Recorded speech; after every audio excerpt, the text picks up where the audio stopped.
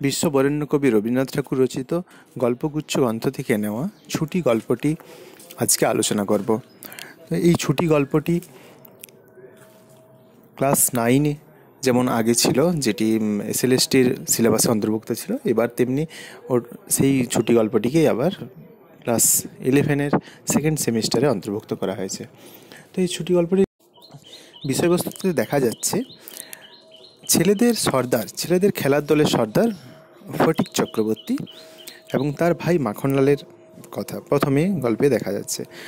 ফটিক অন্য ছেলেদেরকে নিয়ে নদীর ধারে খেলা করছে। এমন সময় তার মাথায় এক বুদ্ধি এলো যে কেউ একজন মাস্তুল বানানোর জন্য একটি বড় শাল কাঠকে কেটে রেখেছে। তো সেই কাঠটি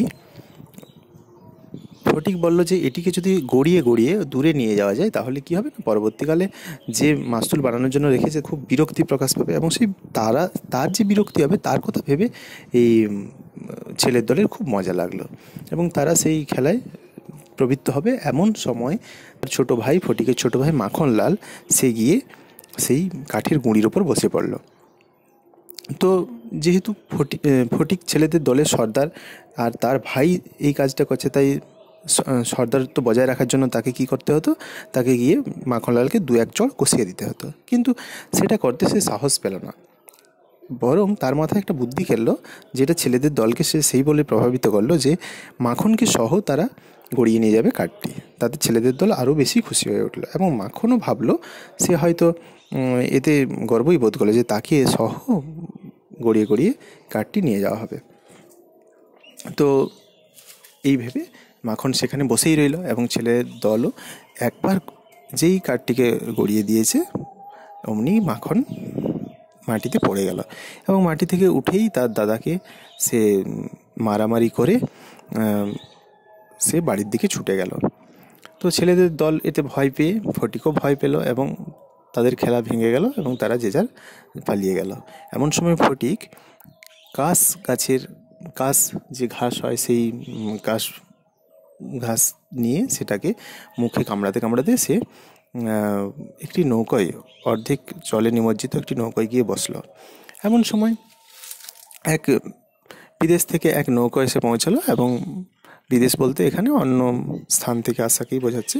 তো সেই নৌকোতে করে এসে পৌঁছালো এক পাকা মাথা এবং কাঁচা গভীর এক ভদ্রলোক, তার নাম বিশ্বম্বরবাবু। এই নাম প্রথমে পাওয়া যাচ্ছে না, নামটা পাওয়া যাবে গল্পের শেষ দিকে, তো আমি এখানে প্রথমেই বলে রাখলাম। তো বিশ্বম্বরবাবু সে এসে জিজ্ঞেস করলো যে চক্রবর্তীদের বাড়ি কোথায়।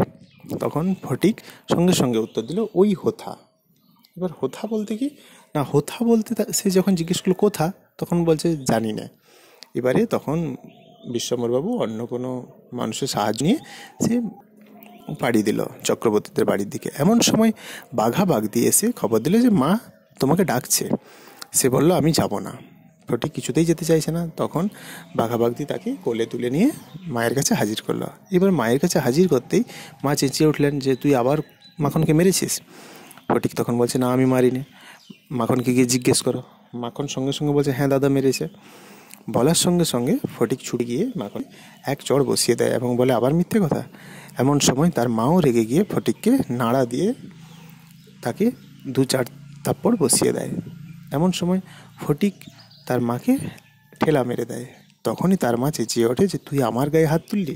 ঠিক সেই মুহূর্তে যখন এরকম চেঁচামেচি হচ্ছে সেই মুহূর্তে এসে সেই কাঁচা গোপ এবং পাকা মাথার সেই লোকটি বিশ্বম্বরবাবু তিনি এসে হাজির হন এবং তিনি বলেন যে কী ব্যাপার, এত তর্কাতর্কি কিসের।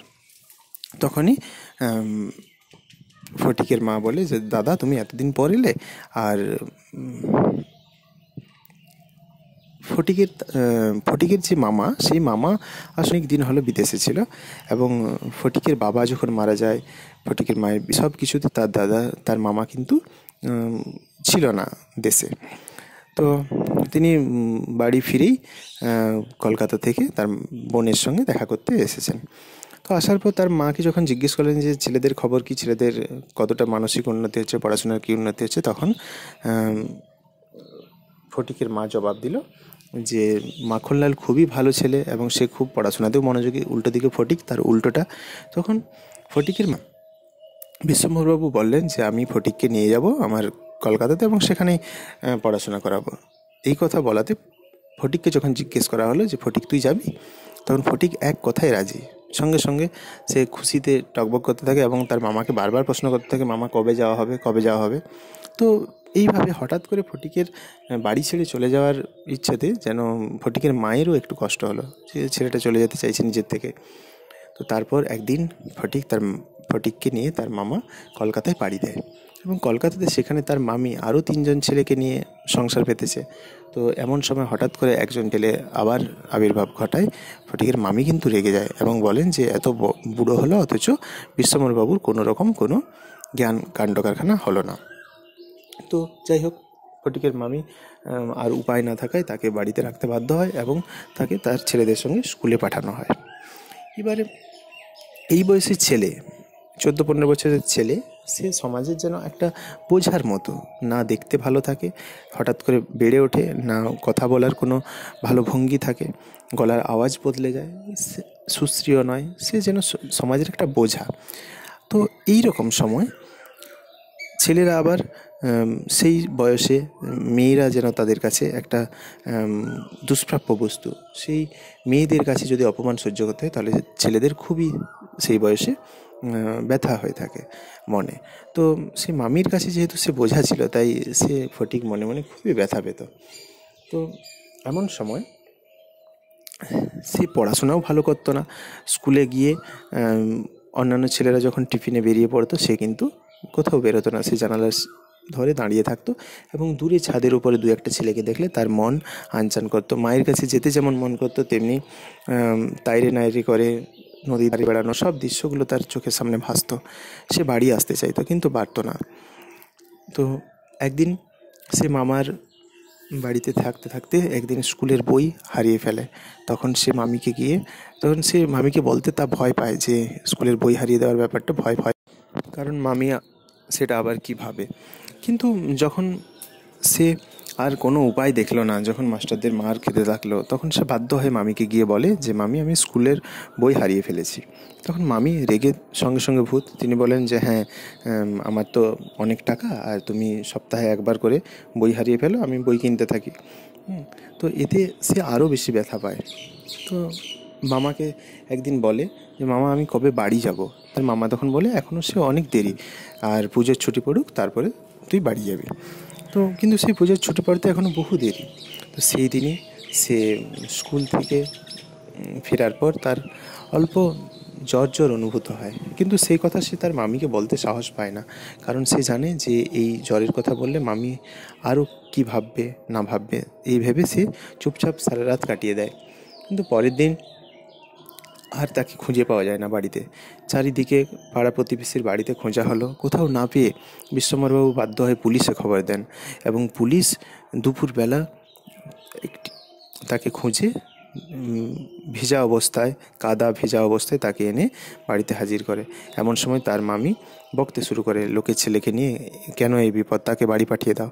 সত্যি বলতে তারা সেদিন কেউই খেতে পারেনি, তাদের চিন্তার শেষ ছিল না। তো তারপরেই হঠাৎ করে বৃষ্টি ভেজা অবস্থায় কাদায় সারাদিন থাকার ফলে জ্বর আরও বেড়ে যায়। তখন বাধ্য হয়ে বিশ্বম্বরবাবুকে ডাক্তারকে ডাকতে হয়। এবার ডাক্তার এসে 2 দিন দেখার পরে কোনো রকম সুরাহা না হওয়ায় সে যেন ফটিক যেন সে সময় বাইরের দিকে তাকাতে থাকে। তার মামা বুঝতে পারে যে সে কাকে খুঁজছে এবং ফটিকের মাথার কাছে নেমে এসে হাত বুলিয়ে বলে যে তোর মাকে আনতে পাঠিয়েছি, চলে আসবে সে। তো এমন সময় ফটিক বলে ওঠে, মামা আমার ছুটি কবে হবে? তো তখন তার মামার চোখ দিয়েও জল বেরিয়ে আসে। তো দেখতে দেখতে ফটিক যেন দিনে দিনে আরও দুর্বল হয়ে পড়তে থাকে, আরও মৃত্যুর দিয়ে কয়েক পা এগিয়ে যেতে থাকে। এমন সময় ফটিকের মা এসে সেখানে পৌঁছায়। তো ফটিক সেই সময় ঘুমের ঘরে অনেক কিছু আবোল তাবোল বকে যাচ্ছিল। 1 বাঁও মেলে না, 2 বাঁও মেলে না। আসলে সে তার মামার সঙ্গে যখন ছিল তখন স্টিমারে চড়েছিল। সেই স্টিমারের খালাসিরা জল মাপতো, 1 বাঁও মেলে না।